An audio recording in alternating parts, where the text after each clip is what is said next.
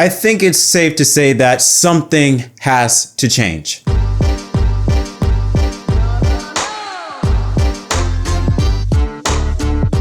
Yo, what's up everyone? My name is Jet. Welcome back to an episode of MDK Racing Victory Stop, recapping the 67th running of the Daytona 500. And it gave us a lot, and I mean a lot to talk about.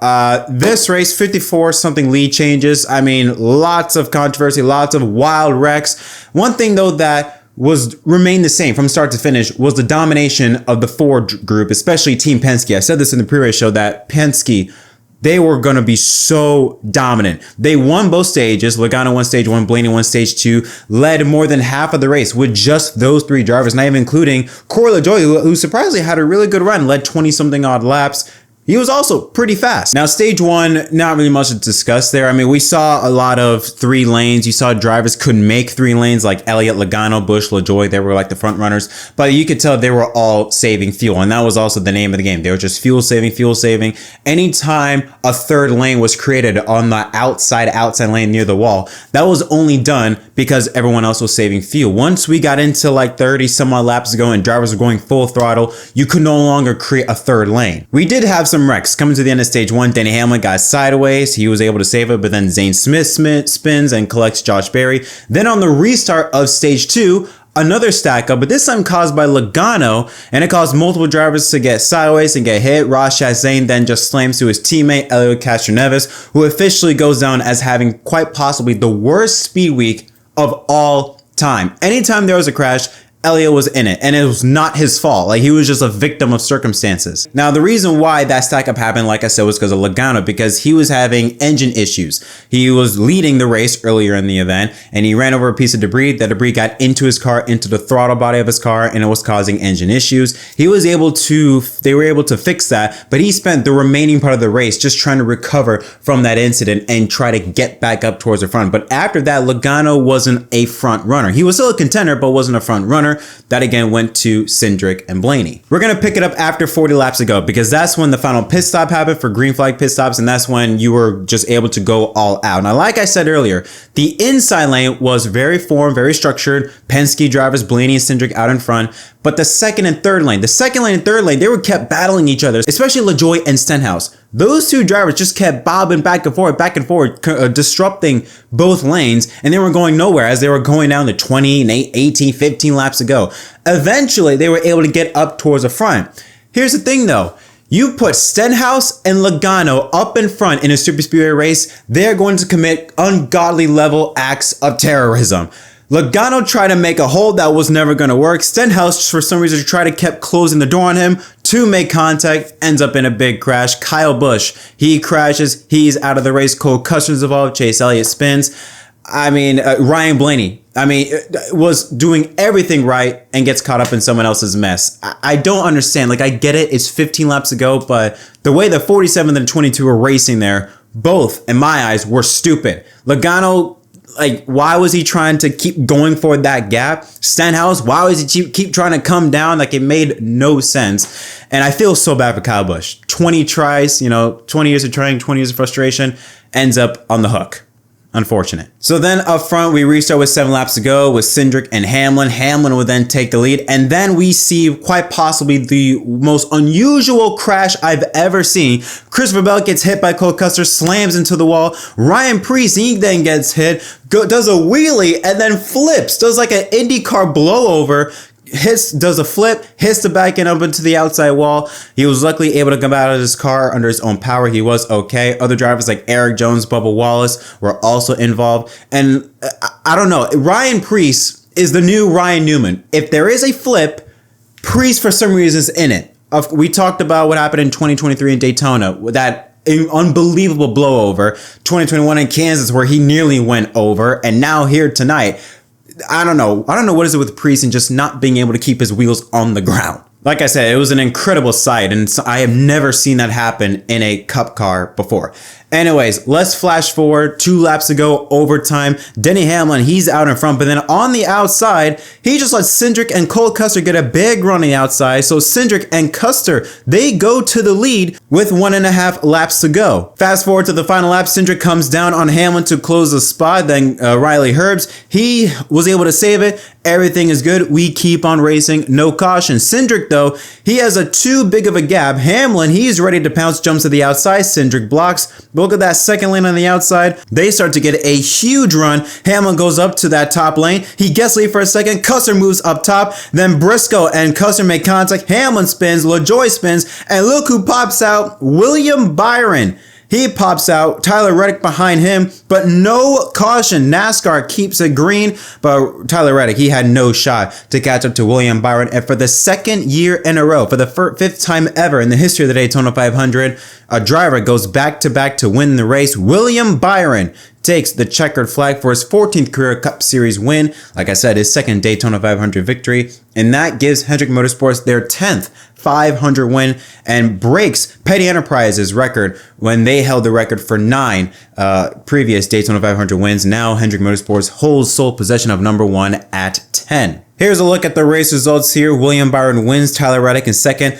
How about my boy, Jimmy Johnson? Unk still has it in third place. Finally, he gets a good run in the next-gen car. Chase Briscoe, the pole sitter, in fourth, and John Hernimachek, the top 5. How about that for Legacy Motor Club? Third, 5th, and 12th. You see Eric Jones there. I mean, they showed up with speed. Hey, so far, Jimmy Johnson, the majority owner, is going really well. Alex Bowman, Ryan Blaney, Austin Cindric, Justin Allgaier, and Junior Motorsports' first Cup Series entry. They get home in a top 10 finish. Awesome run for them. And Chris Buescher rounds out the top 10. Michael McDowell, 11th. You talked about Eric Jones. Suarez, 13th. Ty Dillon, Chase Elliott, Ty Gibbs, Riley Herbst, Ricky Stenhouse Jr., Justin Haley, and Kyle Larson, the top 20. Then the rest are all drivers that were caught up in that crash. Cole Custer, Corey LaJoie, Austin Dillon, Denny Hamlin. Oh, so close from getting his 4th 500 win, ends up wrecked. 25th is Cody Ware, Keselowski, Todd Gilliland, Noah Gregson, Bubba Wallace, who was caught up in that crash with Ryan Preece earlier, and Eric Jones. 30th is a 77 Carson Hocevar, Christopher Bell, Ryan Preece, Shane Van Gisbergen, Kyle Busch, Joey Logano, Zane Smith, Josh Berry, Martin Truex Jr., who was caught up in that crash at the beginning of stage 2 with Castroneves. He says he's not done racing, so we could expect to see him in a Cup race later on this year. Castroneves himself finishes 39th. Ross Chastain 40th, and AJ Allmendinger had engine issues, so he becomes the first 41st place driver in the next-gen era. Okay. A lot of stuff to unpack here. First off, with Castroneves, I mentioned him having the worst speed week ever. He said he would like to come back to NASCAR and compete on a road course.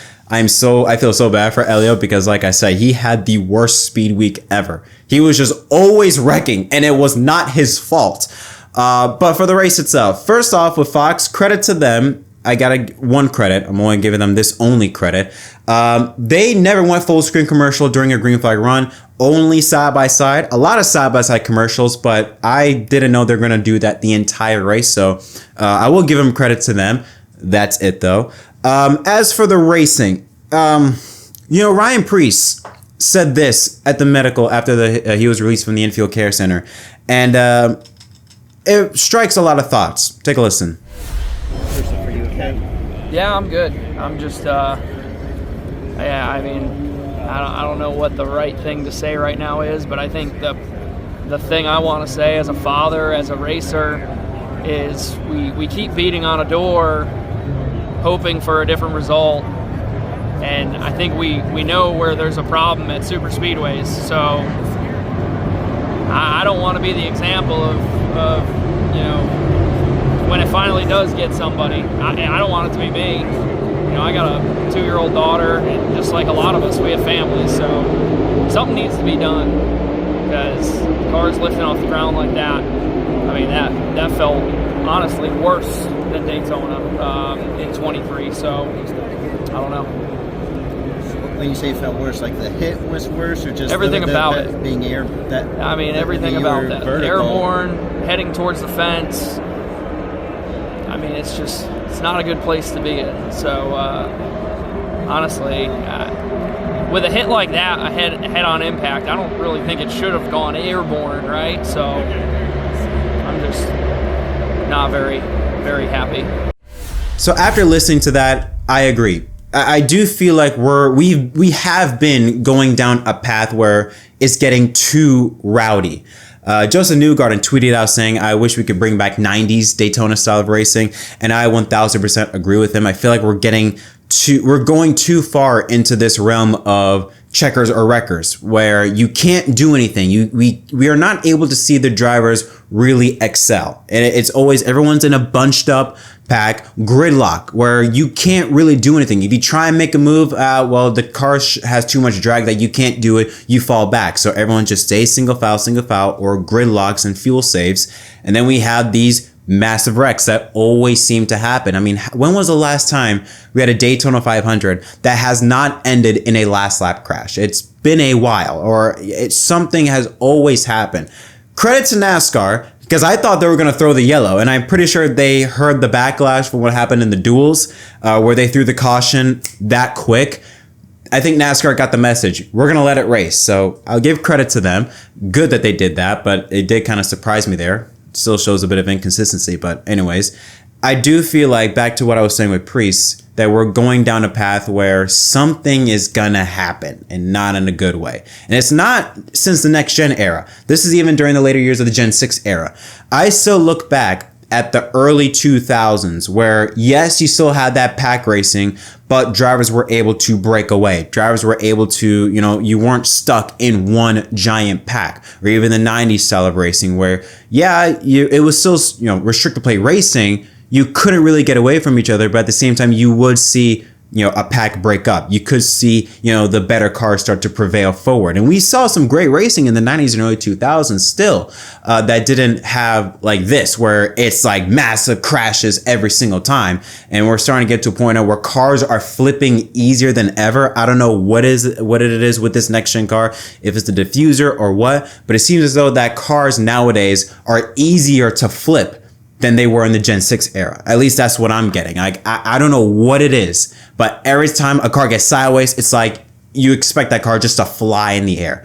I don't know. Like this race, I enjoyed it. I have my issues with it. I enjoyed this race. And I also understand that Ryan Preece, he is coming from a sense of frustration because this is the second time he has flipped in 2 years. So I understand the frustration there. He mentioned how, we have to stop these cars from flipping. I'm sorry, but when you're going at 180 miles an hour, it's physics. Cars will flip. So I understand, his mindset. And I do think that we really need to switch up this super speedway package because it's getting too ridiculous, where it's just almost like we're banking on, all right, they're going to crash in the final lap, and not have a really good race where we see more driver skill, where we see more of the ingenuity of a car prevail, and it's more or less just a throw your name into a hat, you reach in, pick a random winner. That's what it's feeling like nowadays with the Daytona 500. I feel like we're getting more and more away from the ingenuity of building the perfect car. And I understand this is a spec car almost, but still, you're getting to more of that ingenuity building of a car, the driver skills. And when you see the Earnhardts, how they ran Daytona, how Jeff Gordon ran Daytona, Eddie Hamlin, where you would see the best of the best really prevail. William Byron wasn't a factor all race long. And I understand that happens in Daytona where you have surprise winners. But again, you look at previous 500 winners, they've all been drivers, all or most have been drivers that weren't the guy or weren't up front leading all these laps. They were kind of just in the middle of the pack, got lucky, or got the right push. It's weird with this Daytona 500. Again, I enjoyed it, but there is room for improvement. So with Ryan Preece's commentary, it's interesting, to think about it and look back on it, on what does the future of super speedway racing looks like, because I don't like it that this is becoming the norm. But what are your thoughts on this Daytona 500? Let me know in the comment section down below. Did you like it? Did you not? Atlanta, I'm looking forward to Atlanta because Atlanta is actually kind of like the old Daytona, where it's more about handling, more about tires, more about having the right car. So I'm actually really looking forward to that race. Obviously, we had that through. I finished there last year, so looking forward to that. But yeah, Daytona leaves you with a lot of questions, at least in my opinion. But Those are my thoughts. Again, let me know what you think in the comment section down below. Congratulations to William Byron. Until next time, my name is Jet from MDK. Thank you so much for watching, and I'll see y'all next time.